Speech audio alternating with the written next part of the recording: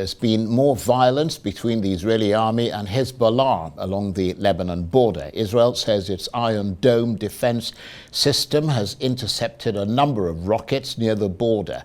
Hezbollah says it fired nearly 50 rockets. That's the most intense shelling by the group since the war in Gaza began. No casualties have been reported. The UK's recently appointed foreign minister has visited one of the Israeli towns targeted by Hamas in the October the 7th attacks. David Cameron was shown around the remains of burnt homes. The trip comes after he met diplomats from the Organization of Islamic Cooperation to discuss the war in Gaza. Can I thank you, Ellie Cohen, Minister Cohen, for welcoming me here today and for hosting me. I wanted to come here myself to see the horrific nature of the attacks that you suffered on October the 7th, and they are absolutely horrific. I mean, the terrorism, parents shot in front of their children, children shot in front of their parents. I've heard things and seen things that obviously I will never forget, and it's important we understand that. Today is also a day where we hope to see this humanitarian pause. I think that's important because it's an opportunity to get hostages out and to get aid in, and I hope and would urge everyone who's involved in that agreement to make sure that it happens. I think it is important. For the rest of the day, I've got meetings with Israeli politicians. I'm going to be meeting with hostage families and discussing all of these issues and more, and hopefully there'll be other opportunities to talk to the press. But thank you for letting me come here.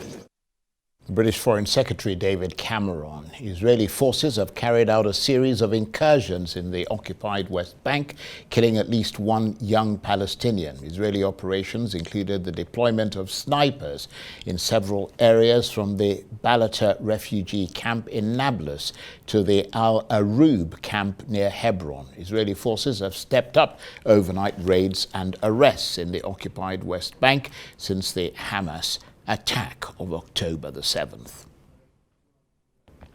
For more on the conflict, let's speak to Arise Middle East analyst Dr. Saul Zadka, who is monitoring developments from London. Dr. Zadka, good to see you and thank you for joining us.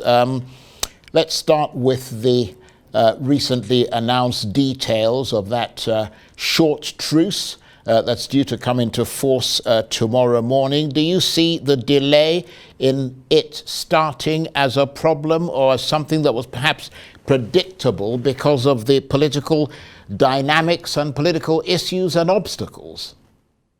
There was already one change because the first step for this exchange was about to do and to take place today.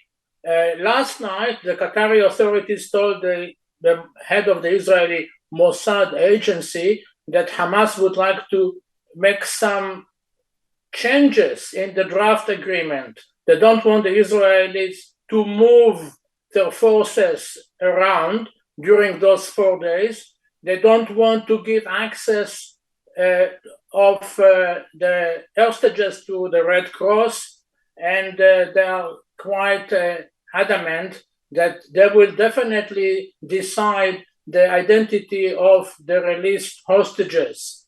It seems to me also that Hamas is dictating the terms of the agreement, and the Israelis have no choice but to agree. Not only that, for example, tomorrow, when the first part of the hostages are due to be released at long last, the ceasefire would be announced a few hours before the actual handover of the hostages. It means that Hamas will have between 5 to 7 hours to move around Gaza without the Israelis being able to show any resistance to any military movement that they may make.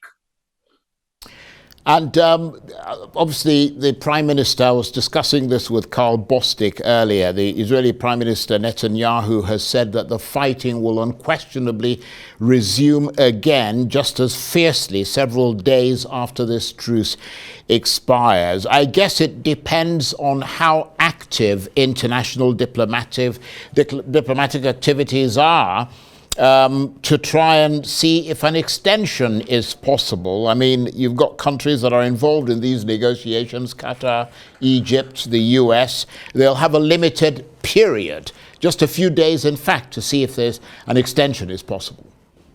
Exactly, and the negotiation about the next step of the prisoner deal has taken place already. So both sides, with the heavy involvement, as you say, of Egypt, the Americans, and the Qataris, are discussing what would happen next. The Israelis want the Red Cross to visit the remaining hostages. Hamas is opposing such a move, which means that they are going to have another hard bargaining, horse trading, if you like, because Hamas is not very generous about even disclosing its cards. It could be that since Hamas is under heavy military pressure, they would agree to extend the ceasefire, although very temporary, to up to 10 days. That means more hostages would be released, and Hamas will get enough time to get humanitarian aid, including fuel, and also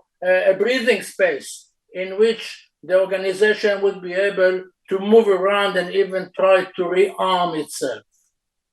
Absolutely. And of course, there is zero trust between both sides. I mean, you have this unusual situation where Israel, which is negotiating with Hamas, has stated that its ultimate goal is to kill all its leaders and fighters, and Hamas's goal is the destruction of Israel. I mean, does that make it a very unusual kind of negotiation?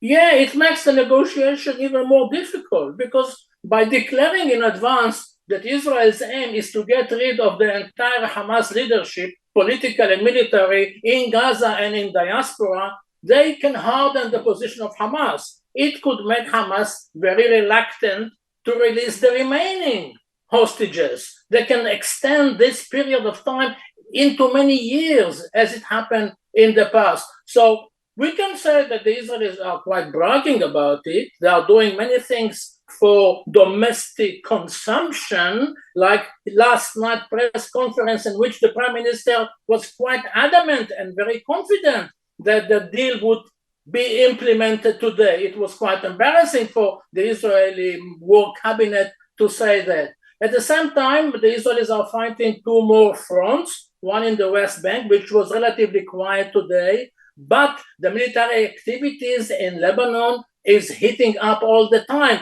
especially after last night, when Israel managed to assassinate the son of the head of the Hezbollah party in the Lebanese parliament. He himself was a very active member of Hezbollah. It means that there is an escalation of military activities that has to be taken into account, while the focus is all the time on the hostages release. And of course, Israel, we're looking at pictures, they're continuing its attacks on Gaza until this truce takes effect. The head of Gaza's biggest hospital, Al-Shifa, has been detained by the Israeli forces. Dr. Mohammed Abu Salamiyah was arrested along with several other medical staff. Briefly, because we're almost out of time, why have they been arrested? Very briefly, after the Israelis disclosed that there was a maze of tunnels underneath the hospital, it is to do with the fact that they want to interrogate him in order to find out what did he know about Hamas military activities under the hospital. And it seems to me that he tried to flee from the north to the south with the aim of crossing the border into Egypt. And that's why he has been detained.